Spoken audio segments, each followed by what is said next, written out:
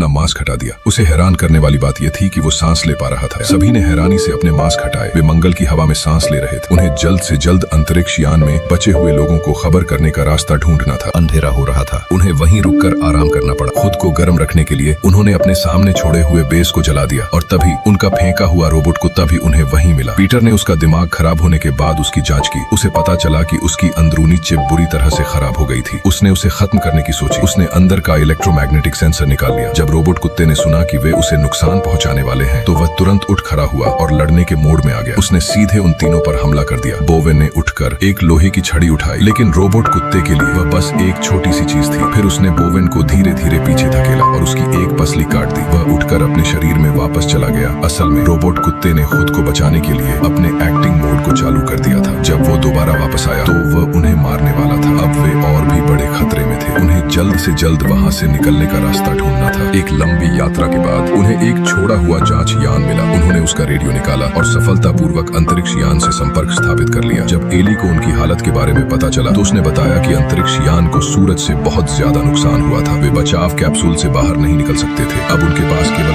एक ही रास्ता बचा था कि उन्हें 100 किलोमीटर पैदल चलना होगा ताकि 30 साल पहले आए एक पुराने लैंडिंग गियर को ढूंढ सके। साथ ही मंगल 1 में भी ज्यादा ईंधन नहीं बचा था। वे ज्यादा देर तक कक्षा में नहीं रुक सकते थे। उन्हें 19 घंटे में धरती पर लौटना था। इसलिए पीटर को जल्द से जल्द वहां पहुंचना था। समय कम था। वे तीनों जल्द ही निकल पड़े। 3 वैज्ञानिक एक वीरान ग्रह पर फंसे थे और उनके चारों ओर एक रोबोट कुत्ता घूम रहा था। मंगल से भागने के लिए उन्हें 100 किलोमीटर चलकर लैंडिंग गियर तक पहुंचना था, लेकिन तभी रात भर बारिश होने लगी। मंगल 1 पर एली ने देखा कि मंगल का तूफान बन चुका था। ठीक उनके रास्ते में -50 डिग्री सेल्सियस तापमान पर उन्हें किसी भी कीमत पर उस जगह तक पहुंचना था। इस समय तक तूफान आ चुका था। खुशकिस्मती से पास में एक गुफा थी। वे तीनों उसमें छिप गए। इस समय गुफा के बाहर रोबोट कुत्ते भी उनकी तरफ लपके। वे उन्हें घूर रहे थे, लेकिन तूफान इतना तेज था कि उन्हें उन पर हमला करने का विचार छोड़ना पड़ा। तभी पीटर ने उन्हें एक राज बताया। असल में अंतरिक्ष यान में सिर्फ 2 ही लोग बचे थे। उसने रोबोट कुत्तों को अपनी ओर आकर्षित करने के लिए रुकने का फैसला किया। उसने जेरी और दूसरे साथी को जाने दिया, लेकिन जेरी, जिसका मूड खराब था, उसने ऐसा नहीं सोचा।